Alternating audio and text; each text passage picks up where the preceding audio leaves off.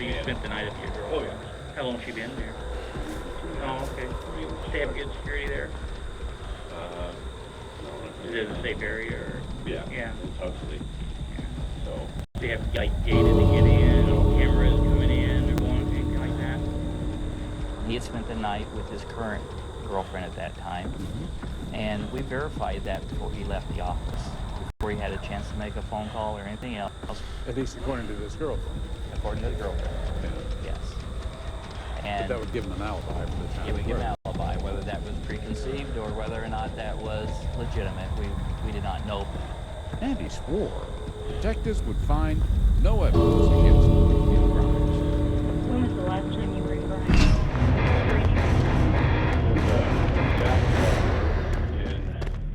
In the U is what they call it. That was a while ago. What's a while to you? It's been a while. There's a bunch of guys that get together and pay $5 and are able to shoot around this place for a couple hours. Let me double check and make sure we're good for The detectives exhausted the questions took Andy back to work, apparently in the clear, unaware that Andy's name was about to turn up one more time. Very suspicious. Coming up, investigators have been looking for a single killer, but a fresh clue may send this investigation in a whole new direction. When Dateline continues.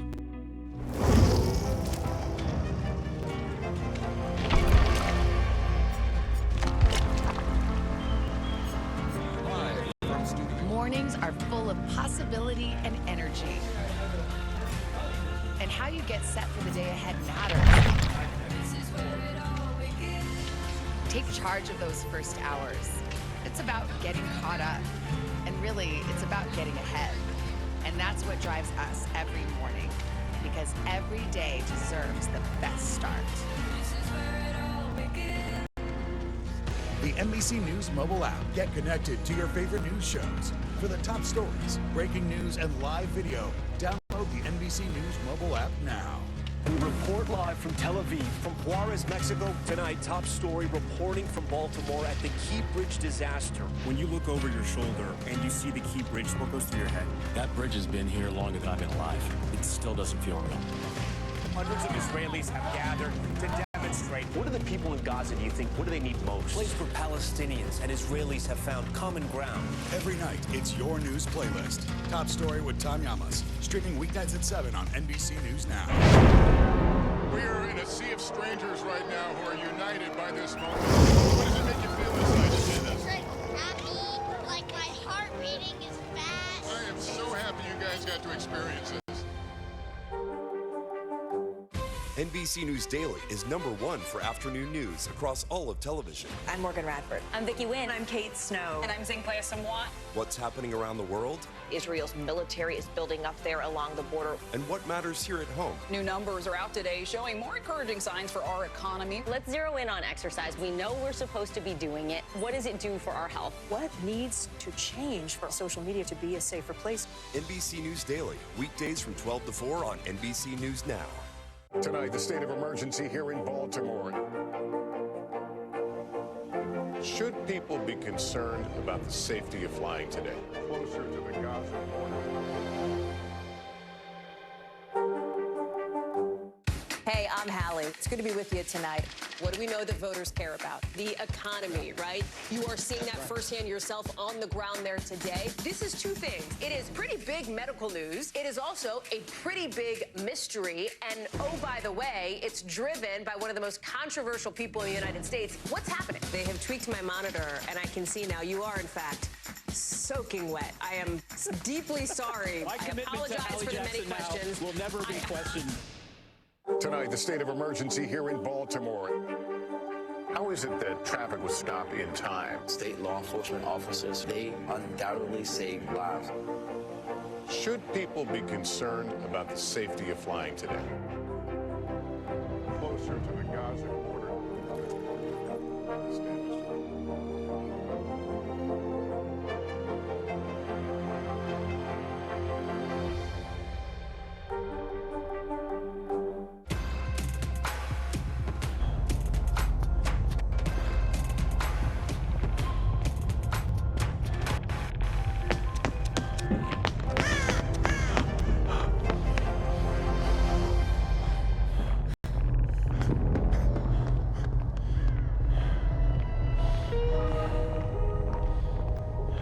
Justin didn't deserve this. He always thought of everybody else. Always wanted to do for other people. As much in love as Angie said she was, the detectives had learned over the years, they needed to search her phone, see who she talked to in the hours and days just before Justin was shot to death. They also got a search warrant for David Moffat's house. And inside? No, they didn't find the murder weapon. But they did find these strange notes. Seemed to have been written by someone who'd been watching Justin and Angie's life. Those surveillance notes listed addresses in the immediate area around the crime scene. They were very specific about when they were turning on outdoor lights. The creek behind the house was wide enough where I can jump across that. Obviously, it looked like a way to put the scene once the murder was done.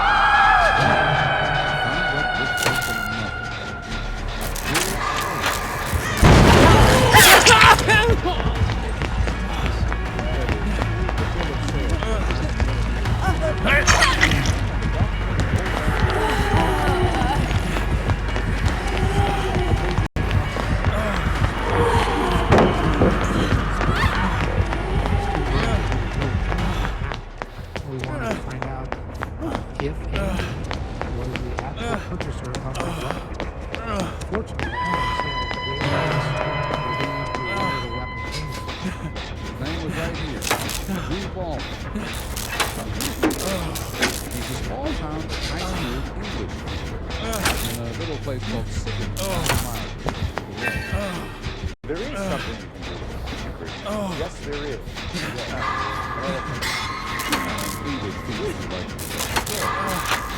This one sort of thing that would make him think that he was fine for Drew is a self-described nerd. He also is a target shooter and a metal detector enthusiast. Forever digging up old coins. Loves it. There's only so much of this that can ferret out using equipment that say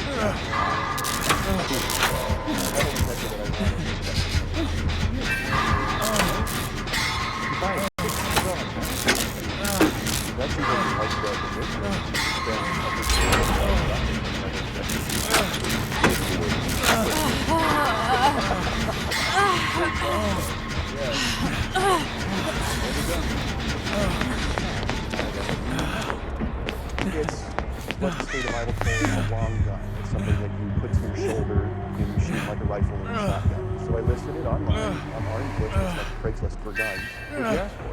$360. About a month. I told him that I needed cash and I needed a photo ID, so I knew who he was. He said his name was Andy Wagner, and that was email address. Where'd you meet? I work part-time at a gas station. It's public. There are cameras in the area. There's some I know at least 2 or 3 people that are there a lot. Probably rescue. So the kind of thing you have to do. That's the thing I do when I sell a weapon, because I've got entirely too much information. I have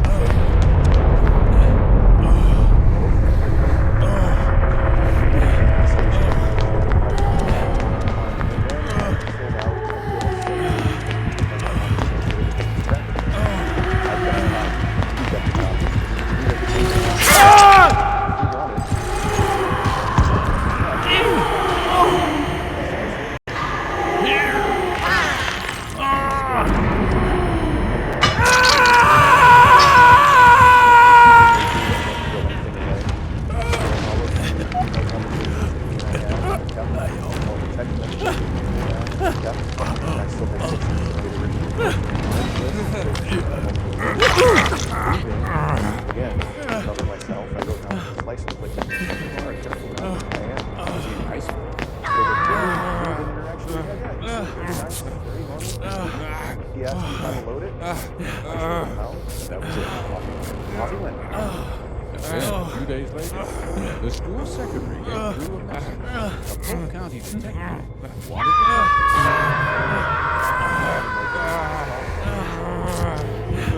all wrong. You immediately thought of us.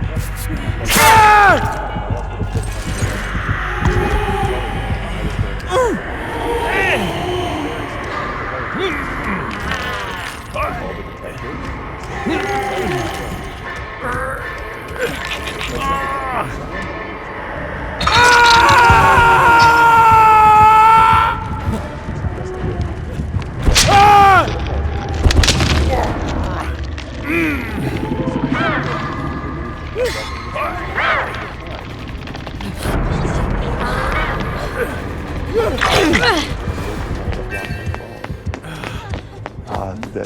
that does to you.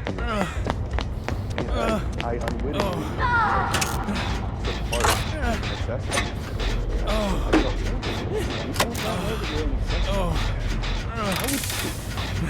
that's what I told him something to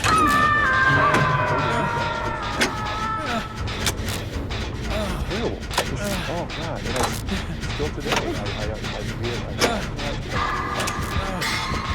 still feel bad about it. It's the expression of young people and I still believe that I provided in that message.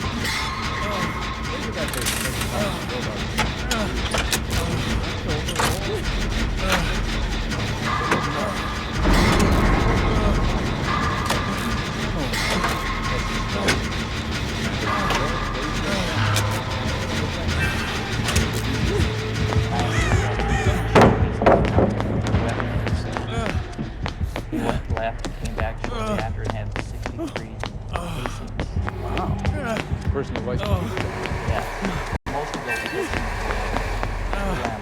were 9mm. Wow. Who bombed the target? We still don't know where we're at with David versus Andy.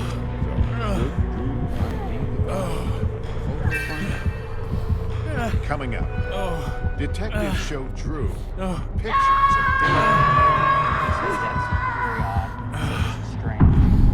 Dateline continues. Still to come on the Channel 2 News. Well, the waters are certainly receding this spill. Too close to the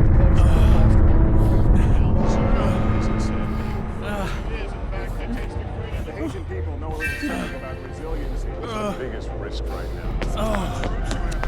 Welcome you to the first presidential debate. In fact, we've been told we can't go any farther. There's some resilient folks in here.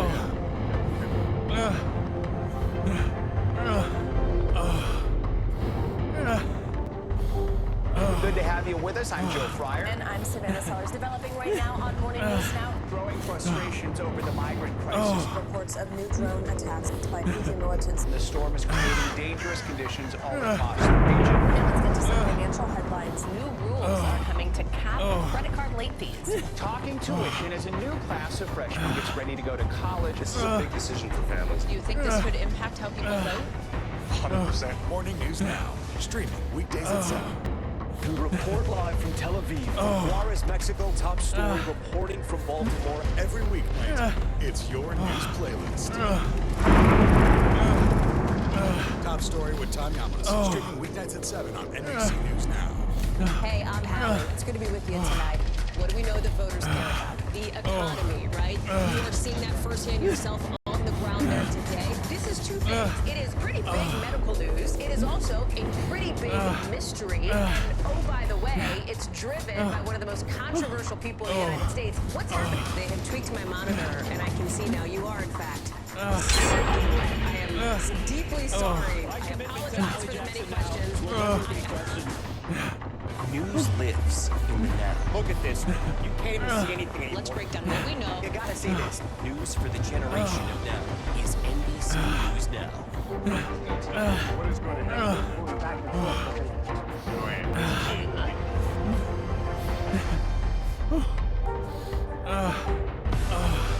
Now is now. How hard is it to see like this? This is no longer here, but we are here. Now is real. Let's break down what we know, and then the big question is still outstanding. News for the generation of now is NBC News Now.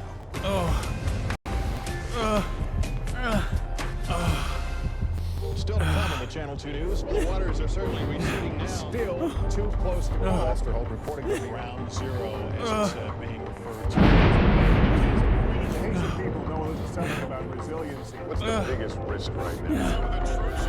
I want to welcome you to the first presidential debate. In fact, we've been told we can't go any farther. Here's some resilient folks in here.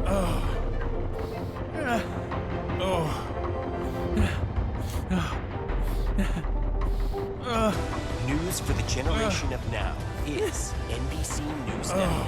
We report live from Tel Aviv, from Juarez, Mexico. Top story reporting from Baltimore. Every weeknight, it's your news playlist. Top Story with Tom Yamas. Streaming weeknights at 7 on NBC News Now. Kristen Welker hosts Meet the Press every Sunday on NBC. The fire has grown leaps and bounds. You see behind me is typical. Hey, good. Pretty bad.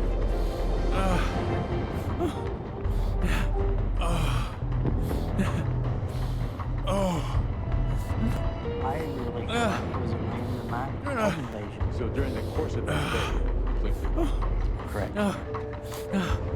Well, the investigation raced forward. The Polk County Sheriff's Office told Justin Michael's family virtually nothing. It didn't tell them they found the man who sold the murder weapon, nor that they had to figure out who he actually sold it to. Because surely whoever bought the gun must have been the killer. I asked him at that point to look at the photo lineups. The first set of 6 photographs I showed him contained the photograph of David Moffat. The woman looked at it and said, I can't be 100% certain. He said the guy had a hat on, had sunglasses on, because I wish I would have taken it off. And then he pointed at the picture of David Moffat and said, I'm 90% sure that's the person that I sold the gun to. What happened when he looked at the picture involving Andy Wade? I showed him the photo lineup with Andy Wagner. He looked at it, and he immediately looked at it and pointed to Andy Wagner and said, that's very odd. He said, this is strange. He was confused. He goes, that looks like the ID, that looks like the person I sold the gun to. He picked out both of them. So, we still have our questions. It was all very confusing. Didn't help that David Moffat and Andy Wade looked similar. So, one last thing to try. Earlier, when deputies searched David Moffat's house, they found the bill of sale for that carbine. They also discovered a receipt for lemonade in a candy bar bought at a Dollar General store in the very town where the rifle was purchased. So I requested video from that store. The person walks into the store, still wearing the hat, the sunglasses are hanging off of the shirt, and the video depicts David Moffat. Well. And he purchases the lemonade and candy bar. Which may have settled the question of who picked up the murder weapon. But here was another question. How did David Moffat get hold of Andy Wagner's ID?